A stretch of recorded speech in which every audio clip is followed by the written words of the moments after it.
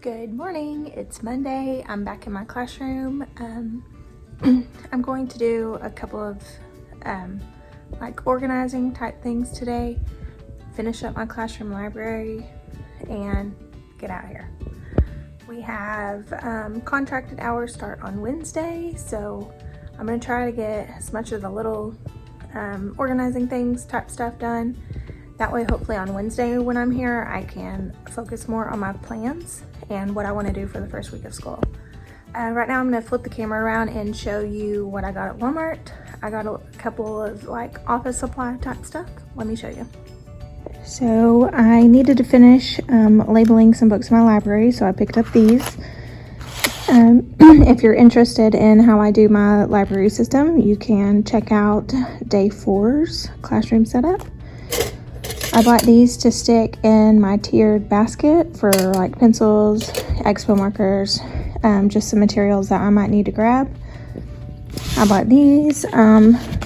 These are great for lots of a variety of things. I can show you different uses for these later on, but these are 2 gallon. I bought sand and I bought some trays in Day 1's video from the Dollar Tree. And I'm going to use it as like a phonics kinesthetic, like write the sound or write the word in the sand. Of course, I needed some hot glue sticks and just some scotch tape. So those are the things that I got from Walmart. So the first thing I need to do is label some books. So I'm going to use these green dots to label all of my fiction. These are some new books that I've gotten, so I need to label those. And these are all my old books, but the ones that I put back here, I went through all the bins, and the ones that I put back here either don't have dots on them yet. I don't know if they've fallen off or if I just ran out or what. So I'm going to go ahead and put stickers on all of those books. That's my first task for the day. So when labeling my library books, I put a green dot on the front corner, and then I put what reading level they are. These are O's. Just using a good old Sharpie. Then I'm going to use scotch tape to place over the green dot. And now kids will know exactly where these go. So on all of these baskets on the top row are all green dot baskets. And they are organized by reading level. So all they have to do is find the baskets with the green dots, which are these. Find the O, fiction O, green dot, even has it on the label, and place the book in there. Very simple and easy. Welcome back. So right now I am organizing my small group area. So our curriculum foundations comes with these boards and sounds, and as you see, as I just opened it up, it's a disaster. So honestly, I don't use them quite often because it takes more time for the students to get their pieces back on their board than it would to just instruct them. So oftentimes I just use the marker board that comes with the curriculum. So what I'm doing right now is I'm putting all the pieces back, and I actually wrote on the board so that students would know where to put the pieces back on. And then also it's helpful, I've done this one, to see which sounds that they have missing. Like on this board, I have some letters that are missing, so it shows them what letters that they've lost. So what my plan is to fold it and keep it flat. Oh, there's those missing letters. Fold it and keep it flat and put it here, and just have a stack of them here that are flat instead of keeping them in those bags. And then I can use them in small groups because, like I said, using them whole group, this is the nightmare that I have to overcome.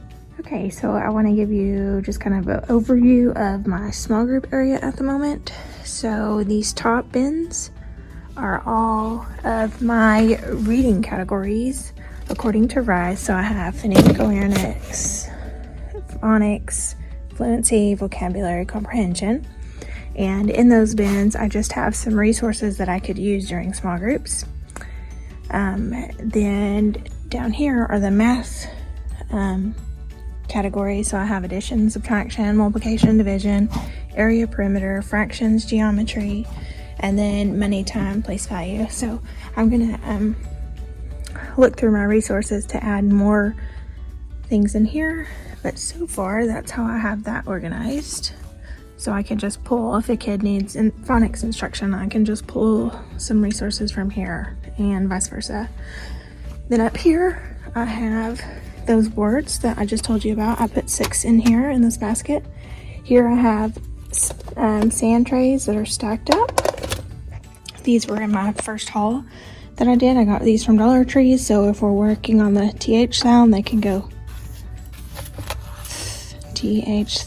So it's just more kinesthetic way of learning. And right here I have these 2 big bins. I have reading groups, math groups. I've not used this before, but I thought I would try it. So I'm gonna have my clipboard for my conferencing notes. And then in this section, I can put any resources that I need for that group. So I have 3 sections. So this is reading, this is math. I might need more groups, we'll see. Then I have this little tiered cart, and it just has some materials, marker boards, markers, pens, crayons, that kind of things. Binders to keep data in or interventions in, conferencing notes, that kinds of things. So I have these here. I like to have these over here for math or for even reading, phonemic awareness. They can, you know, tap out the sounds. I'm sure you know about that. Even these blocks they can use for phonemic awareness. So try to think of ways you can use your math manipulatives to help you out in your reading instruction.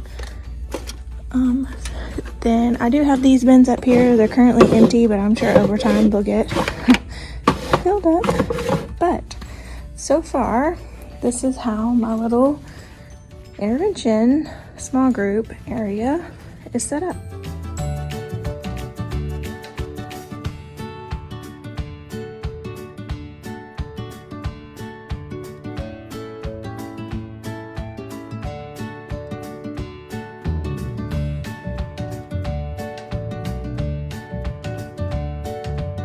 So I've laid some contact paper here, and I've used these table numbers from last year. They were on my board and I used them for table points.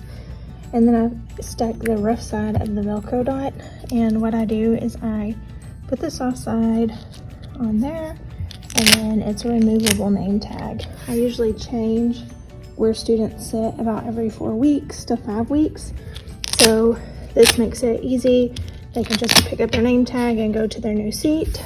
I do have flexible seating options in my room, but for the majority of the time they're in their desk, and then I'll let them get flexible seating, like maybe during math or reading.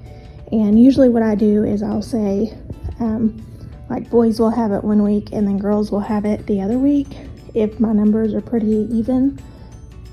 Some spots around the room, I have these spots that they can pull out. I have these that they can take. They can sit on these. I have these. So the flexible seating options that I used, I wanted them to be easy to clean. Oh, they can also go to the carpet. Clean or spray or wipe down. So what I do is if they are allowed to go around the room to a flexible spot, they can move the item to a dot. Now some items will stay, like these will stay here. Those books are just in the way, but those will stay there. Those they can take to a spot. The red mats they can take to a spot, and the chair that stays. These rockers can go to a spot. So how they know where a spot is, what I do is I bought these just gold vinyl dots, and I put them around the room, and they know they can take a cozy to that spot if they need to, or if they want to. So that's what I'm going to do now. I'm going to finish doing the name tags, and I'm going to put these vinyl dots around the room so that they know where a cozy spot is going. Right, so I've put out about 8 dots, but I have 10 spots altogether. So I have 1, 2, 3, 4, 5, 6, 7, 8, 9, 10. And another way I use these spots is if they're doing something with a partner, like sometimes I might let them work on an assignment with a partner. So I might say you and your partner go to a spot on the floor and work, and that just helps students spread out around the room. Well, I'm not sure if I'm going to have much to this video, but hopefully you have learned something that you can apply in your classroom. This is a wrap. I'm not coming back tomorrow. I'm going to try to work at home doing a few little projects like name tags and things like that. Wednesday is my contract day, so I will be back then. Hopefully I can work on planning the first few days of school and getting that all set and ready to go. Otherwise, I am out. This is the end of Classroom Setup 2022-23. I'm gonna pan the room so you can see where I'm ending off today. So I'm in my guided reading group area. So we have my library, rag tags, teacher area. That computer will be gone. I just have it set up for right now. All my math manipulatives, phonics, math games. My work that I put, reading, writing, math, student center, Chromebooks, sink, and our big wall of fun.